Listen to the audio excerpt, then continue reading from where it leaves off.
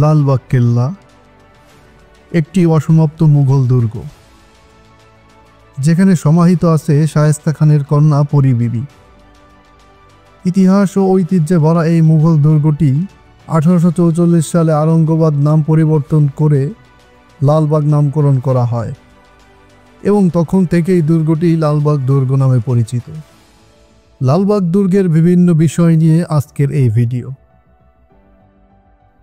লালবাগ কেল্লা ঢাকার দক্ষিণ পশ্চিমাঞ্চলে বুড়িগঙ্গা নদীর তীরে অবস্থিত। লালবাগ কেল্লার নির্মাণ কাজ শুরু হয়েছিল 1678 সালে। নির্মাণ কাজ শুরু করেছিলেন সম্রাট আওরঙ্গজেবের পুত্র মুঘল সুবেদার মোহাম্মদ আজম শাহ এবং পরবর্তীতে নিজেও সম্রাট পদপ্রাপ্ত হয়েছিলেন। সম্রাট হওয়ার পর তিনি দিল্লি চলে যান এবং অসমাপ্ত কাজ বন্ধ হয়ে যায়। পুনরায় মুঘল সুবেদার শায়েস্তা খাঁ 1680 সালে নির্মাণ কাজ পুনরায় শুরু করেন, কিন্তু শেষ করেননি, কারণ মুঘল সুবেদার শায়েস্তা খাঁ এর কন্যা পরী বিবি মারা যায়। এ কারণে তিনি নির্মাণ কাজ বন্ধ করে দেন। সম্রাট আওরঙ্গজেবের তৃতীয় পুত্র মুঘল রাজপুত্র আজম শাহ বাংলার সুবেদার থাকাকালীন 1678 সালে এটার নির্মাণ কাজ শুরু করেন। দুর্গের নির্মাণ কাজ শেষ হওয়ার আগেই মারাঠা বিদ্রোহ দমনের জন্য তার পিতা সম্রাট আওরঙ্গজেব তাকে দিল্লি ডেকে পাঠান। এ সময় একটি মসজিদ ও দরবার হল নির্মাণের পর দুর্গ নির্মাণের কাজ থেমে যায়। সুবেদার শায়েস্তা খাঁ 1680 সালে পুনরায় বাংলার সুবেদার হিসেবে ঢাকায় আসে এবং দুর্গের নির্মাণ কাজ পুনরায় শুরু করেন। কন্যার মৃত্যুর পর শায়েস্তা খাঁ এই দুর্গটি অপয়া মনে করেন এবং 1684 খ্রিস্টাব্দে অসমাপ্ত অবস্থায় এর নির্মাণ কাজ বন্ধ করে দেন।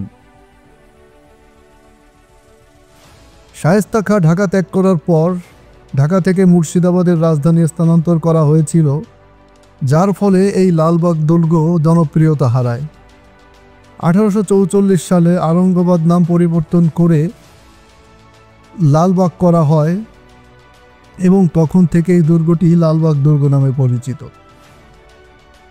নির্মাণকালে লালবাগ দুর্গে 3টি ভবন স্থাপন করা হয়েছিল, যেগুলো ব্যাপক জনপ্রিয়, যার মধ্যে রয়েছে মসজিদ, পরী বিবির সমাধি ও দেওয়ানি আম, এবং সাথে সংযুক্ত রয়েছে 2টি বিশাল তোরণ ও আংশিক ধ্বংসপ্রাপ্ত মজবুত দুর্গ প্রাচীর। দেওয়ানি আম হাম্মামখানা মূলত সুবেদারদের বাসভবন হিসেবে ব্যবহৃত হতো। লালবাগ কেল্লার এই দালানকে 2টি কাজে ব্যবহার করা হতো: হাম্মামখানা বাসভবন হিসেবে, দেওয়ানে আম বিচারালয় হিসেবে।